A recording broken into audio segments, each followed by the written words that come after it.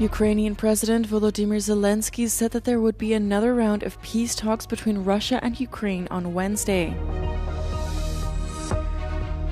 German Interior Minister Alexander Dobrindt praised Poland's border control measures in a visit to the Polish-Belarusian border. 28 countries, including France, Belgium and the UK, issued a joint statement saying the war in Gaza must end now, and that Israel must comply with international law. Ukrainian President Volodymyr Zelensky said in his evening address on Monday that there would be another round of peace talks between Russia and Ukraine on Wednesday. Сьогодні я обговорив з Рустемом Умєровим підготовку обміну та ще однієї зустрічі в Туреччині з російською стороною. Умєров доповів, що зустріч планується на середу. Завтра буде більше деталей. Two previous rounds of negotiations between Russia and Ukraine have resulted in large-scale prisoner swaps, but no concrete steps being taken to end Russia's full-scale invasion of Ukraine after more than 3 years of war. Moscow continues to intensify its long-range attacks on Ukrainian cities, and analysts say the barrages are likely to escalate. Russia's conditions for peace include Kyiv's complete withdrawal of forces from 4 regions it claims to have annexed as new territory. Ukraine's condition is a ceasefire to further negotiate. It also wants the reciprocal exchange of prisoners of war, the return of children abducted by Russia, and the release of all civilians from Russian captivity. Germany and the United States have agreed to deliver 5 Patriot air defense systems to Ukraine.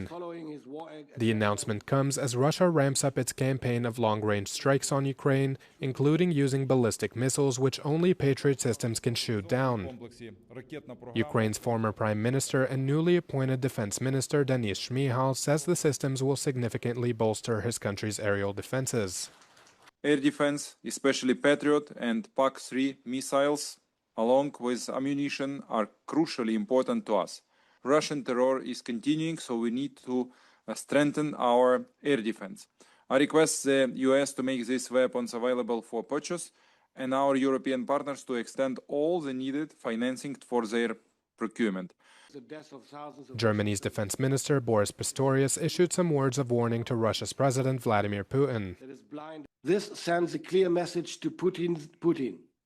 Dragging out the war will come at an ever higher cost to him. Ukraine will continue to successfully defy Putin's war machine and will weaken it a little more every day. It is our duty, colleagues, and our obligation to actively support our Ukrainian friends in this regard. The news was announced by defense ministers of the Ramstein Group, who met virtually via video link for the 29th Ukraine Defense Contact Group session. The overall sentiment coming out of the meeting was that Western support for Ukraine will not wane and that Russia will be defeated. German Interior Minister Alexander Dobrindt visited the Polish-Belarusian border on Monday, praising Poland's border control strategy. During his visit with his Polish counterpart, he said Germany strongly supports Polish measures to curb migration efforts from Belarus through the Baltic states. Polish Prime Minister Donald Tusk and others in his government argue that Russia and Belarus are deliberately encouraging foreign citizens to cross the border in an attempt to destabilize Europe. Dobrindt also voiced support for Poland's more recent decision to introduce border controls with Germany and Lithuania in response to Berlin's decision to push migrants back to Poland. The two ministers emphasized that the reciprocal controls on the Polish-German border are temporary, and their common goal is to lift them as soon as possible and to focus on protecting the EU's external borders.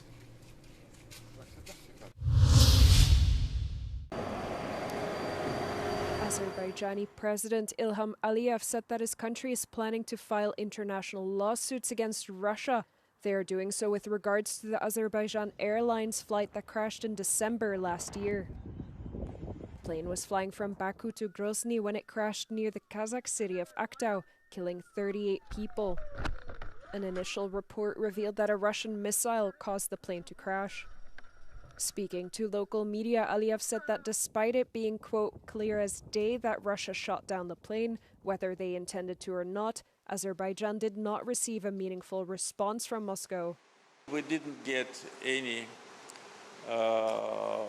answer from Russian officials about that, though it's already 7 months have passed. For us, everything is clear. We know what happened, and we can prove it. And we know that Russian officials knows what happened. And it's a question why they do not just do what any neighbor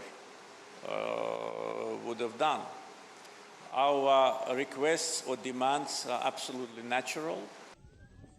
The president added that Azerbaijan's demands are a guilty plea from Russia, prosecution of those responsible, as well as financial compensation.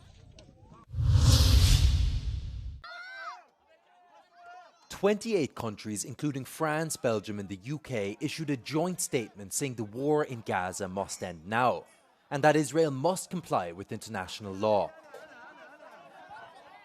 The foreign ministers representing the countries who signed said the suffering of civilians in Gaza has reached new depths and condemned the drip feeding of aid and the inhumane killing of civilians. The situation on the ground in Gaza is intolerable on so many levels, and we make that absolutely clear in all of our exchanges with Israel and with other countries. Whether that's the deaths for those that are queuing for aid, whether it's the plans to force Palestinians to live in certain areas or excluded from certain areas, they're all intolerable. Gaza's population is in a catastrophic humanitarian situation, now relying mainly on the limited aid allowed into the territory.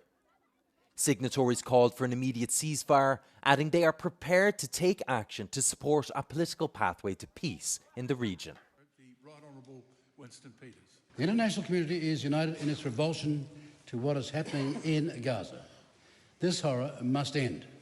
Too many lives have been lost, too many people have been traumatized, polarized and embittered, ensuring that yet another generation of Israeli and Palestinian children are born into a situation of insufferable conflict and enmity. Both Israel and the US rejected the criticism. Israel's foreign ministry said it was disconnected from reality and sends the wrong message to Hamas. The US ambassador to Israel said the statement was disgusting and said the countries who issued it should instead focus on pressuring Hamas.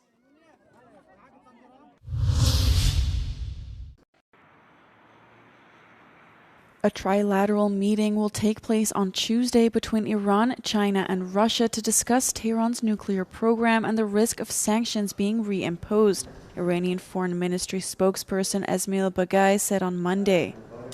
The meeting comes ahead of renewed nuclear talks with France, Germany and the UK scheduled for this Friday in Istanbul. بله همونطور که اعلام شد در یک مکانی غیر از اروپا در استانبول این نشست برگزار خواهد شد در سطح معاونان وزیر امور خارجه با حضور مسئول سیاست خارجی اتحادیه اروپایی در واقع معاون مسئول سیاست خارجی اتحادیه اروپایی. موضوع گفتگو هم روشن هست رفع تحریم ها و مباحث مربوط به برنامه هسته‌ای صلح‌آمیز ایران.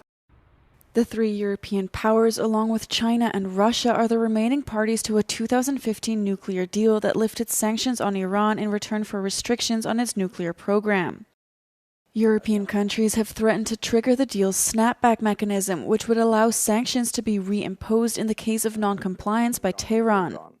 Baghaei said Iran is, quote, continuously coordinating with Beijing and Moscow on how to prevent the mechanism.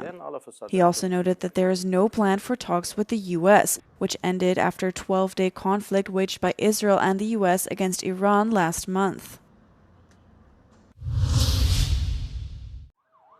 The Syrian government started evacuating Bedouin families trapped inside the southern city of Sueda. Buses were sent in to lift some 1,500 Bedouins from the Druze majority city. Hundreds of people were killed in over a week of clashes there between Druze militias and Bedouin fighters. A U.S.-brokered ceasefire on Wednesday did not appear to hold as violence flared again just hours after U.S. Ambassador to Turkey Tom Barrack announced it. But the tide may now be shifting as Bedouin clans announce they're withdrawing their fighters from the region. Barak, who also serves as special envoy for Syria, welcomed the announcement and called for an end to the fighting. He also urged Syria's new government led by interim President Ahmed al-Shara to take accountability. You have existing minorities and tribes that have lived most of their children's lives in chaos in another government. So when things happen, they resort to their tribe. It's individual, family, tribe, and then nation last. So what's happened is horrible. It's unthinkable. And the hope is that out of this, a consolidation of these issues occurs quicker. But you have a Syrian government in effect. They need to be held accountable. They also need to be given the responsibility that they're there to do. The clashes between the Bedouins and the Druze threatens to unravel Syria's already fragile position after almost 15 years of civil war. The UN says more than 120,000 people were displaced as a result of the violence.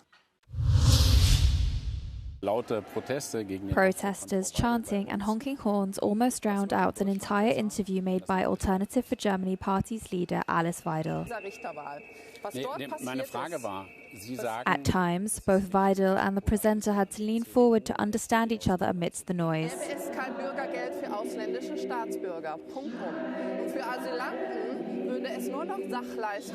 The group, the Center for Political Beauty, was behind the protest, which involved 25 people who equipped a bus with a powerful loudspeaker. So,